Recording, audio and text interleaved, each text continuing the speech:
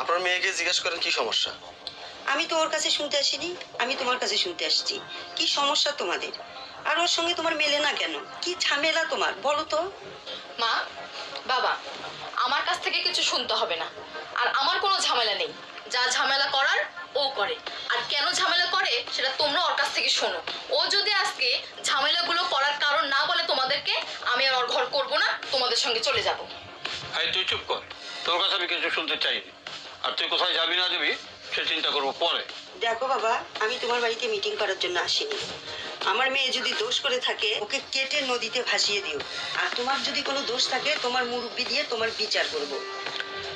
সারা জীবন তো এটাই হবে, যে অপরাধ করবে সে শাস্তি পাবে। আর আমি তো অপরাধ না করে সারা জীবন শাস্তি পাচ্ছি আপনার মেয়ের হাতে। আর কিসের মিটিং এর কথা বলেন, কিসের বিচারের কথা বলেন আপনারা? এই শোনো, কথা ঘোরানোর চেষ্টা করবে না। তোমাদের দুজনের মধ্যে কি নিয়ে ঝামেলা হয় এটা আজকে যদি ক্লিয়ার না করো, আমরা আর কোনদিন তোমাদের বাড়িতে আসবো না। কথা ঘুরাবো কেন? কথা ঘুরানোর তো কিছু নাই। আর আপনার মেয়ের সঙ্গে আমার কেন বনে না এটা আপনারা জানতে চান? আপনারা তো জানেন আমার একটা ফুলের দোকান। ফুলের দোকানে কি সবসময় বিক্রি হয়? প্রত্যেক দিন কিন্তু ফুলের দোকানে বিক্রি হয় না। ফুলের দোকানে বিক্রি হয় শুধু বিশেষ বিশেষ দিনে। এই ধরেন জন্মদিন, বিয়ে, শাদী, এইরকম। আজকে ঈদ হওয়ার কয়দিন হলো? ঈদ হওয়ার পর থেকে আপনার মেয়ে আমাকে এক গ্লাস পানি এখনো পর্যন্ত খাইতে দেয়নি। ঈদের পরের দিন থেকে এখন পর্যন্ত আমার সঙ্গে সে কথা বলেনি। আমার অপরাধ, ঈদের দিন সে তার বন্ধু বান্ধবের সঙ্গে ঘুরতে যাবে, আমি ঘুরতে যাইনি। আচ্ছা আপনারাই বলেন, ঈদের দিনে তো একটা বেচা কিনের সময়। এই সময় তো মোক্ষম সময় আমার ভালো 2 টাকা ইনকাম করার। সেই সময় সে বলে দোকান টোকান বন্ধ করো, আমার সঙ্গে তুমি ঘুরতে চলো। আমি ঘুরতে যাইনি জন্য সে আমার সঙ্গে ঝামেলা বাঁধাচ্ছে, সে আমাকে অশান্তির মধ্যে রাখছে। দেখেন আব্বা, মা, আমি তাকে অনেকবার বোঝানোর চেষ্টা করেছি, অনেকবার বুঝাইছি যে দেখো, আমরা আগে আমাদের সংসারের চাহিদাটা মিটাই, সংসারের অভাবটা দূর করি, তারপর আমরা আমাদের মনের চাহিদা মেটাবো। টাকা থাকলে যখন তখন আমরা ঘুরতে পারবো। কিন্তু না, আমি আপনার মেয়েকে কখনো এটা বোঝাতে পারিনি। আমার বাড়িতে আত্মীয় স্বজন, বন্ধু বান্ধব যে আসছে তার সঙ্গে সে খারাপ ব্যবহার করেছে। আমাকে প্রতিনিয়ত সে অপমান করে, ভালো মন্দ কোনো কথা বলে না। এভাবে অত্যাচার সহ্য করতে আমি আর পারতেছি না।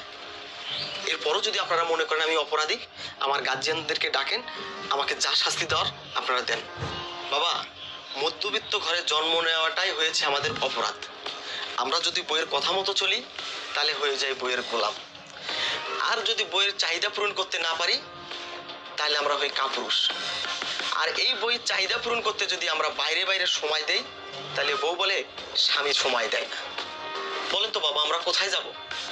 আরো একটা বিষয় কি বাবা জানেন, আমি যখন রাতে দোকানদারি করে আসি, যদি কখনো লেট হয়, আপনার মেয়ে সারা রাত আমার সাথে ঝগড়া করে, তুমুল গ্যাঞ্জাম করে।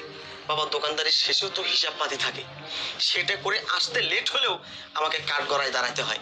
এখন আপনারাই বলেন তো বাবা, আমি কোথায় যাব, কি করব আমি? এই পথটা আপনারাই দেখেন আমাকে। অথই, জামাই যেটা বললো সেটা কি সত্যি? আর যদি সেটাই সত্যি হয় তাহলে শোন মা, তোর বাবাও কিন্তু ব্যবসার কাজে বাহিরে বাহিরে থাকে। কই, তোর বাবার সঙ্গে কোনোদিন তো আমার ঝামেলা হয়নি। তোর বাবাকে তো আমি কোনোদিনও প্রশ্ন করিনি। দেখ মা, সব মেয়েরই সকাল্লাদ থাকে। তোর যদি সকাল্লাদ থাকে তুই জামাইকে বলতি, বুঝিয়ে বলতি। জীবনে চলতে গেলে প্রত্যেকটা মানুষেরই টাকার প্রয়োজন আছে। আর এই বয়সে যদি জামাই টাকা রোজগার না করে কোন বয়সে করবে, ভবিষ্যতে কি করবে? একদম তুই ঠিক করিসনি কাজটা। মা, আমি কি বুড়ি হয়ে গেছি?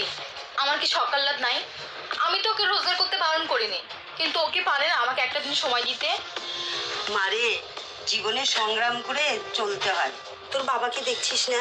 তোর বাবা কত কষ্ট করে এই পর্যন্ত এসেছে। শোনো মাধবী, এদের মধ্যে কোনো ঝামেলা নেই, শুধুমাত্র মান অভিমান। ওদেরটা ওরাই বলবে। চলো আমরা চলে যাই। দাঁড়ান বাবা, মা আপনিও দাঁড়ান। তোমাকে 2টা কথা বলি। আমি জানি তুমি বুড়ি হয়ে যাওনি, তোমার বয়স কম। আচ্ছা, আমি কি তোমাকে ভালোবাসি না? আজকে বাবা মায়ের সামনে বলতে হয়। আমি যদি কোথাও একটা বাদাম খাইছি, তোমার জন্য বাদাম নিয়ে আসছি। কেউ যদি আমাকে একটা মিষ্টি খাওয়াইতে দিছে, আমি পরে তোমার জন্য একটা মিষ্টি নিয়ে আসছি। তোমাকে তুমি ভালোবাসতে কম বাসিনি, ভালোবাসার কোনো অভাব রাখিনি। তুমি কেন বোঝো না? আগে ইনকামের সময়, এই সময় ইনকামের টাইম, ইনকাম হবে, পকেটে টাকা থাকবে, তখন আমি তোমাকে যেখানে সেখানে নিয়ে ঘুরতে পারবো।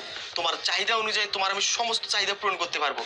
আমি যদি ইনকামে না করতে পারি, আমার পকেটে যদি টাকাই না থাকে, তাহলে আমি তোমাকে কোথায় ঘুরতে নিয়ে যাব?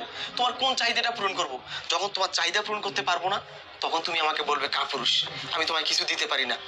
এই জন্য আগে ইনকাম করি, আগে অভাব দূর করি, তারপরে মনের চাহিদা মেটাবো। শোনো অথই, অভাব যখন দরজায় দাঁড়ায়, ভালোবাসা তখন জানালা দিয়ে পালায়। আমি তো তোমাকে অনেক ভালোবাসি, তাই আমার ভালোবাসাটা যেন ওই জানালা দিয়ে পালিয়ে না যায়, সেই জন্য আমি সবসময় পরিশ্রম করি। পরিশ্রম হচ্ছে উন্নতির চাবিকাঠি। যে যত বেশি পরিশ্রম করবে সে তত বেশি উন্নতি করতে পারবে।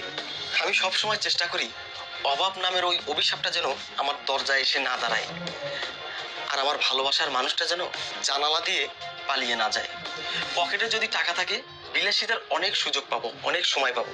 আর পকেটে যদি টাকাই না থাকে, কিভাবে আমি আমার বিলাসিতা করব? কিভাবে আমি তোমার চাহিদা মেটাবো বলো? আমি বুঝতে পেরেছি। মা, বাবা, আজ আমি তোমাদেরকে সাক্ষী রেখে বলছি, আজকের পর থেকে আমি এমন ধরনের ভুল আর করব না। আজকের পর থেকে ওকে আমি কোনো কাজে বাধা দিব না। তাই করিস মা। শোন মা, একজন স্ত্রীর নিরাপদ জায়গা হচ্ছে তার স্বামী, আর একজন স্বামীর বিশ্বস্ত জায়গা হচ্ছে তার স্ত্রী। আর স্বামী স্ত্রীর সংসারে যদি বিশ্বাস না থাকে, সেই সংসারে কোনোদিনও উন্নতি হয় না। ঠিক আছে, তোরা ভালো থাক, তোদেরকে দোয়া করি। এই চলো। হ্যাঁ চলো। আরে দাঁড়ান মা, বাবা, আপনারা কোথায় যাচ্ছেন? বসেন, আমি বাজার থেকে 2টা দেশি মুরগি নিয়ে আসছি।